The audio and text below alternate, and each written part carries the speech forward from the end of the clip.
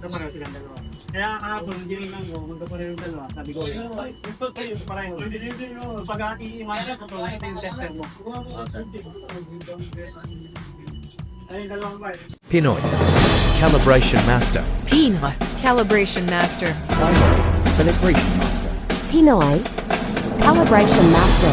Pinoy Calibration Master. Pinoy Calibration Master. Pinoy Calibration Master. Pinoy Calibration Master. Pinoy Calibration Master.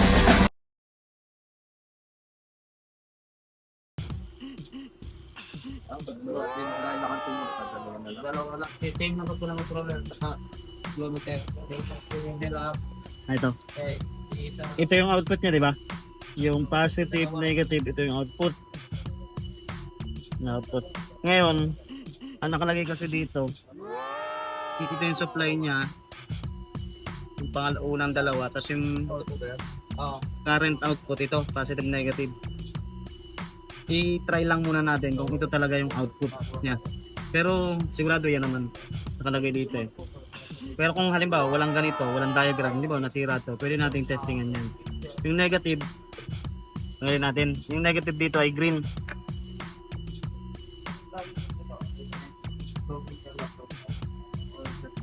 Tanggalin natin to. Dapat ito ay 4 mA pag tinesting natin to. Kasi Yan po negative yun. ito yung negative. Tinanggal natin. So, palitan natin ng wire para ano.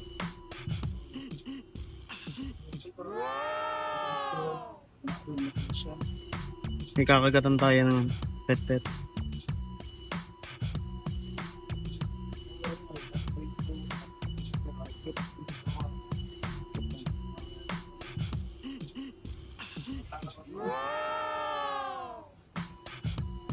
Walang ano. Pangit.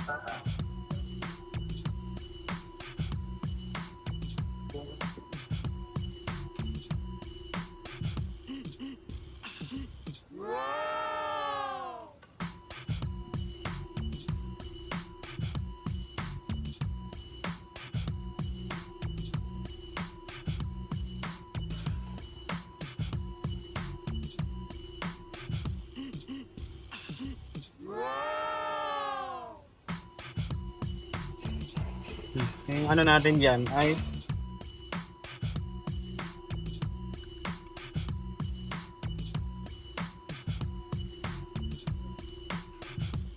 i-test natin dito sa milliampere. Tapos yung wire, dahil output o baligtad yan. Yung positive dun sa tinanggal mong wire. Tapos yung negative dun sa negative. Look test natin po ginawa ito. Nako, wala. Mali. Mali ang kinagkabita. Source ka. Measure ka lang. Positive. Ayan. Tama na yung ano natin. 3.992. Ngayon, sigurado na tayo na yun yung output. Tanggalin naman na natin. Kita ka lang.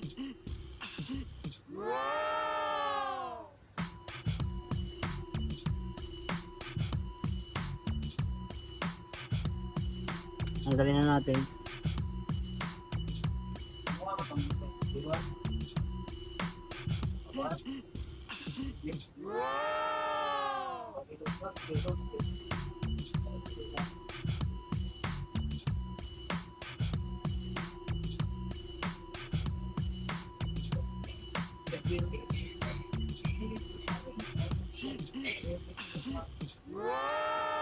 Tanggalin natin.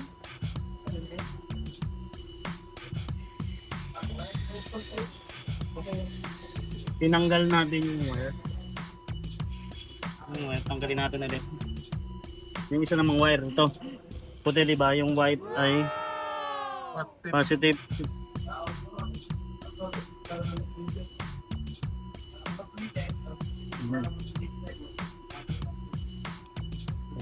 Tester natin. Palitan natin ang ganito. Palitan natin. Lagyan natin to positive.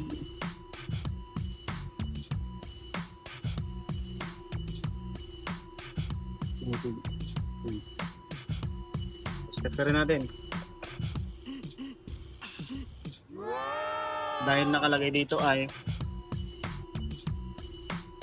current output positive negative, yun. Pusukin natin.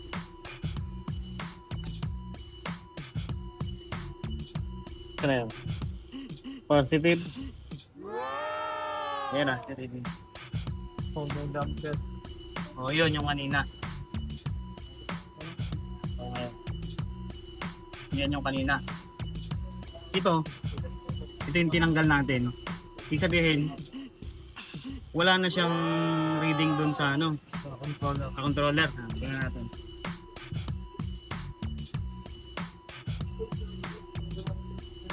Ito yung controller niya, yung output. Tinanggal natin yung wire. Kaya wala siyang reading dito. Ito pwede nating i-program, pwede nating iba-ibahin yung ano niya, yung range. Ayan. Period.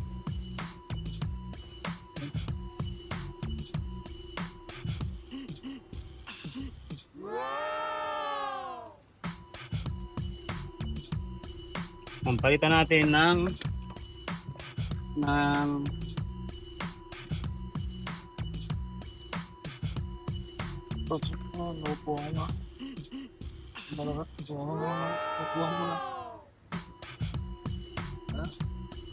malaking bang? Tatapat natin sa source out. Isa yung out, magsusupply yan ng 4 to 20. Tatapat natin yan Kaya dyan. na tayo mag-supply sa Dito ngayon yung ano mo sa source. kanina. Bari.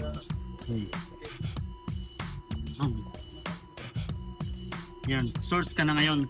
Ibig sabihin, dito ka sa wire papuntang controller. Ayan. Yung controller na yun, yung receive na signal nun galing dito. Kaya yan output ng 4 to 20 yan. Ngayon tinanggal natin yung output. Wala na siyang nare-read na output. Wala na siyang nare-read. Yan, yung ayan, wala na siyang nare-read yan, tinanggal natin. Papalit natin ng dati. Pag pinalit natin to sa atin, yung white positive. Naka-reading Yung yung controller. green negative. Magkaka-reading yung controller. Ang ano natin ay 4 to 20. Dapat 0 dun sa controller. Yan, tinan mo dun sa controller.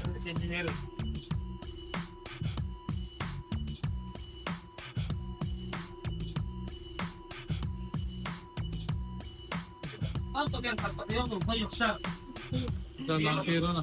Reading 0. Naka-zero. Naka 0. Ngayon, yun yung 0% dito. Gawin natin 100%. Hindi pa rin naman natin alam yung 100%, yung range. Ngayon, tsaka natin malalaman. Gawin natin 20 milliampere equals 100% yun. Hindi natin 100% doon.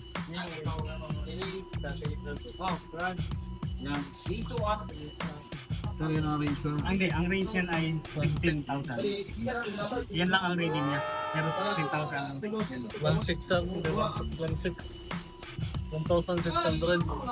Ano pala? 1,600 liter per ara na. Liter per ara. Liter per ara. Zero. Reading yan. Tingnan natin yung 8.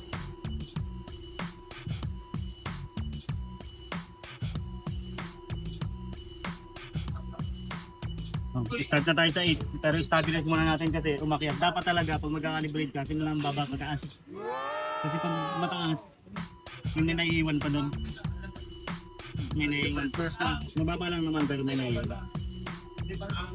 Ano lang? Hintayin lang natin. 400.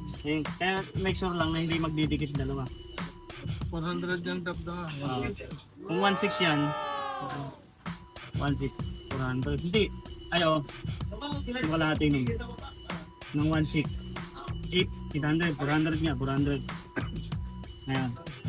Ngayon, kung sakaling magsiseries lang kayo, halimbawa may operation siya, Yung ginawa natin kanina na na tinanggal natin yung negative, siniris natin. Habang tumatakbo to, naka-series to, makikita may reading. Ganyan lang gawin mo ito doon. Kapag nag-try kayo na may operation. Patingnan natin doon kung ikan.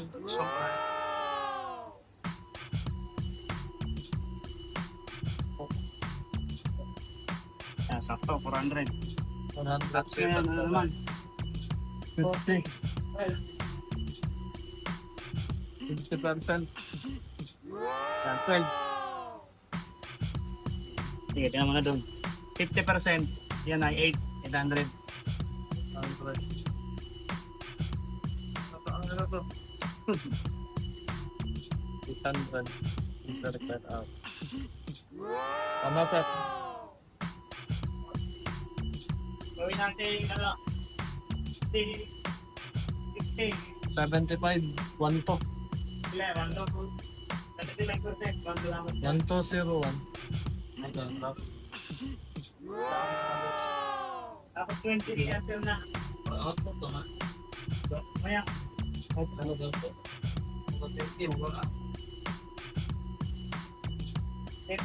Ah, sir. Yan, naka 100 na. 1601. Sige, okay yan. Hindi na kinakaya ng ito. Ano tayo sa time related na lang? Simulate. Mas madali yan ganyan sa Hindi na pulo. pag loop actual yan, tanggalin mo yung pipe, habang tumatakbo yan, yung series ka. Yung laman nun, yun yung sukatin mo. O kaya ultrasonic. Tapos ang parang yung serial number. Mamaya. Okay, yun na. Tapos, gagawin natin. Yan, tanggalin natin. Eh di mawawala na ng reading ulit sa controller. Pag nawalan doon, kailangan, pag binalik natin to may reading. Kasi pag walang reading yun, hindi sabihin mali pagkakabit natin. Alam ko. Ang positive. Tapos lagi kayo magtatanda ng ganito. Yung kulay ng wire. Tsaka kung may number yan, lagyan yung number para hindi kayo malito. Kasi minsan sa dami niyan, alam mo na ibalik mo sa tama. Eh may signal yan. Maring makasira ka. Meron yung... Oo. Puputok ang fuse. Pwede. Kaya laging tatandaan ang positive ay white. Eh di, ang positive natin. Positive natin yung nasa taas. Tapos make sure dapat. Make sure. Tapos ingat ka rin dito na hindi magdidikit dito. Pag lumapat yan, short din yan. Kaya ingat. Tapos to green, negative.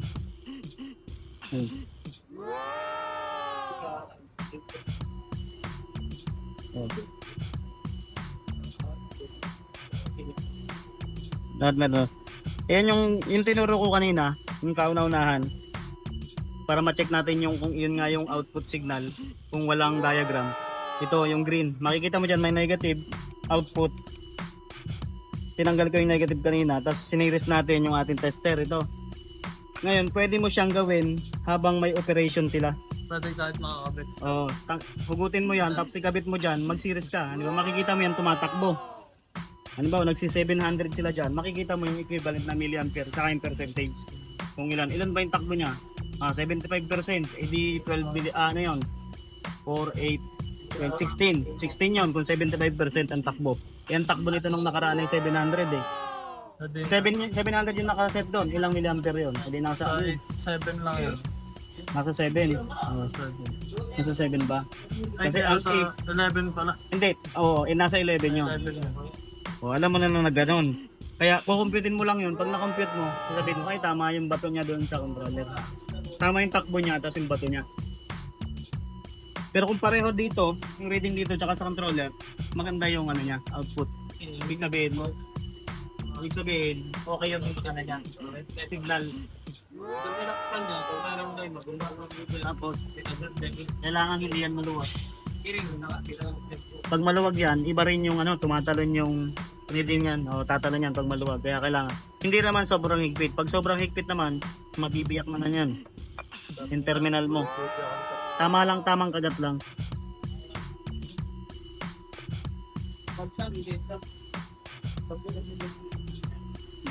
Tapos tingnan natin yung controller. Kasi kanina, blanco, di ba? Zero yung nakalagay. Zero. Kaya dapat nakasiro to. Basta ako dito. Ito yung takbo niya, 743. 7 ka na.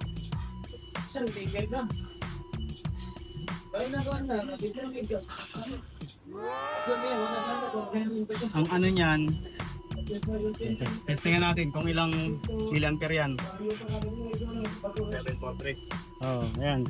Nasa 11 yan. Nga, 11 pupulaan nyo nga. 5 na yan. Ayan, alam mo yan. O mag-upload, ay mag-download kayo nito. Instrumental. Unit ay liter. Liter truck at Ang range ay 0.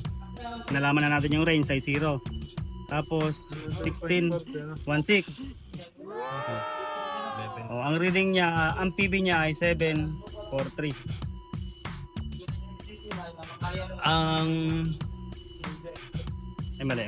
Ang quarter 20 niya ay 11.43. Yan ang magiging labas niyan. Ngayon, yung tinuro ko kanina, pag tinanggal mo yung output, yung green, isi-series natin yung ano natin, 420 na ammeter. Ito ang target mo, 11.43. Pag hindi 11.43, may problema sila. Kailangan niya mag-adjust. Ito naman, ito nababago-bago yan. Yung tinuro ko sa inyo nung nakaraan. Pwede mong gawing 0 to 16. Pwede mong gawing percentage. controller sir. Oh. Ayan yung, kumbaga ito yung HMI natin. Sa mga tama talaga yan sir kasi 1143. Oo. 8. Kasi 1143 para sa'yo. Kaya nga, pag nakita mo yung reading nun, nung transmitter, tapos reading ito pareho, walang problema yun. Pag malayo ito doon, may problema to. O kaya yun, may problema. Kailangan, ito pareho silang dalawa. Kaya kahapon, hindi rin ako, ito pareho yung dalawa. Sabi ko, ito pareho. Pag iiwanan ko ito, ito yung tester mo. Ay, yung dalawang ba? Dito ka. Yung ano yan, iyon, may input yun na 420. Input, papasok doon. Yung papasok doon, yun yung galing dito sa wire nito. Tapos yung wire na yon sa out naman ito. Out dito, nalabas dito, out. Tapos in naman doon. Kaya makikita yung terminal niya, naka-in dito.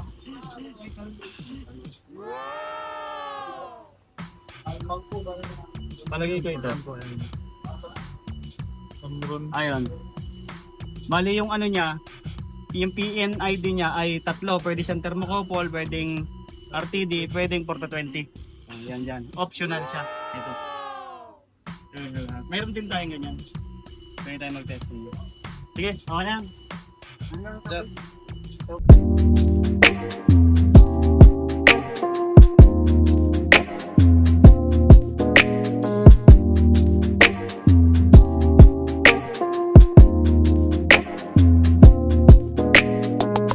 Subscribe Naaman, KO Masters.